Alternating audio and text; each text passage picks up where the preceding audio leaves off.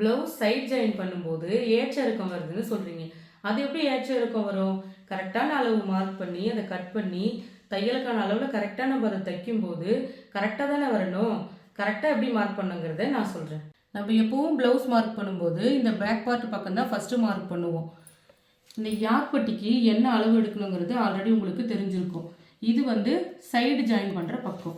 இந்த இடத்துல நான் 2 இன்ச் எடுத்திருக்கேன். இது வந்து ஊக்பட்டி நைப்பட்டி தைக்கிற பக்கம். இங்கே வந்து நான் 2.5 இன்ச் எடுத்திருக்கேன். இது வந்து கீழே மடிச்சு தைக்கிறதுக்கான அளவு பட்டிக்கு. இது வந்து மேலே ஃப்ரண்ட் பார்ட்டோட ஜாயின் பண்ணுறதுக்கு தையலுக்கு தேவையான அளவு 1/2 இன்ச்சு. இப்போது பேக் பார்ட்டில் இந்த ரெடி அளவு இருக்கு இல்லையா, இது எவ்வளோ இருக்குன்னு நம்ம அளந்துக்கணும். 8 இன்ச் இருக்குது. இந்த 8 இன்ச்சில் இங்கே பட்டியில் 2 இன்ச் எடுத்துருந்தோம் இல்லையா, அதை இந்த 8ல் மைனஸ் பண்ணணும். அந்த 2 இன்ச்சை மைனஸ் பண்ணோம்னா மீதி இருக்கிறது 6. இந்த 6 தான் நான் வந்து ஃப்ரண்ட் பார்ட்டில் இந்த ரெடி அளவில் மார்க் பண்ணணும். இதுக்கு கீழே ஒரு 1/2 இன்ச்சு யாக்பட்டிக்கு ஜாயின் பண்ணுறதுக்கு தையலுக்கு தேவையான அளவு. ஃப்ரண்ட் பார்ட்டையும் யாக்பட்டியும் ஜாயின் பண்ணுறதுக்கு தையலுக்கு தேவையான அளவு.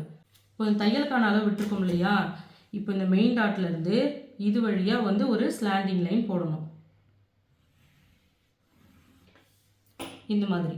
இப்போது இந்த பட்டியோட 1/2 இன்ச்சு தையலுக்கான அளவும் இந்த ஃப்ரண்ட் பார்ட்டோட 1/2 இன்ச்சு தையலுக்கான அளவையும் ரெண்டுத்தையும் சேர்த்து தைச்சதுக்கப்புறமா இந்த ஃப்ரண்ட் பார்ட்டில் 8 இன்ச்சு நம்மளுக்கு வரும்.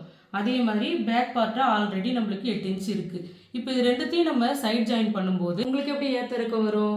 கரெக்டாக தானே வரணும். இப்போது நீங்கள் ப்ளவுஸ் தைக்கும்போது தையலுக்கான அளவில் கரெக்டாக நீங்கள் வந்து வச்சு தைச்சிங்கன்னா உங்களுக்கு ப்ளவுஸ் ஏற்ற இறக்கம் வராது. யாக்பட்டி எந்த அளவில் மார்க் பண்ணணுங்கிறத தெரிஞ்சுக்கணுன்னா கீழே யாக்பட்டின்னு கமெண்ட் பண்ணுங்கள். நமக்கு தெரிஞ்ச விஷயத்தை நம்ம மற்றவங்களுக்கும் சொல்லிக் கொடுப்போம்.